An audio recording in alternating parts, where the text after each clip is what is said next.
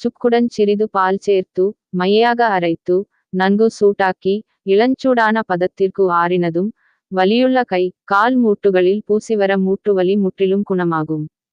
சுக்கை தூள் செய்து எலுமிச்சை சாறுடன் கலந்து குடித்தால் பித்தம் விலகும். சுக்கு மிளகு தனியா திப்பிலி சித்தரத்தை இவ்வனைத்தையும் இட்டு கஷாயம் செய்து பருகிவர கடும் சளி 3 நாட்களில் குணமாகும்.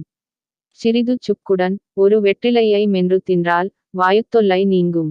சுக்கு வேப்பம்பட்டை போட்டு கஷாயம் செய்து குடித்து வர ஆரம்ப நிலை வாதம் குணமாகும். சுக்குடன் சிறிது நீர் தெளித்து அரைத்து நெற்றியில் தடவினால் தலைவலி குணமாகும். சுக்கு கருப்பட்டி மிளகு சேர்த்து சுக்கு நீர் காய்ச்சி குடித்து வர உடல் அசதி சோர்வு நீங்கி சுறுசுறுப்பு ஏற்படும். சுக்குடன் தனியா வைத்து சிறிது நீர் தெளித்து மையாக அரைத்து உண்டால் அதிக மது அருந்திய போதை தீர்ந்து இயல்பு நிலை ஏற்படும். சுக்கு மிளகு சீரகம் பூண்டு சேர்த்து கஷாயம் செய்து காலை மாலை குடித்துவர மந்த நிலை குணமாகும்.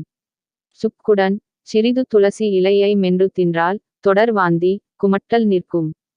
சிறிது சுக்குடன் சின்ன வெங்காயத்தை வைத்து அரைத்துச் சாப்பிட்டால் மலக்குடலில் உள்ள தீமை தரும் கிருமிகள் அழியும். சுக்குடன் கொத்தமல்லி இட்டு கஷாயம் செய்து பருகினால் மூலநோய் தீரும்.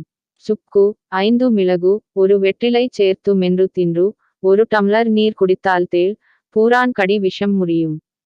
சுக்கு மிளகு பூண்டு வேப்பிலை இவைகளைச் சேர்த்து கஷாயம் செய்து தினம் 3 வேளை வீதம் 2 நாட்கள் குடித்துவர விஷக்காய்ச்சல் குறையும்.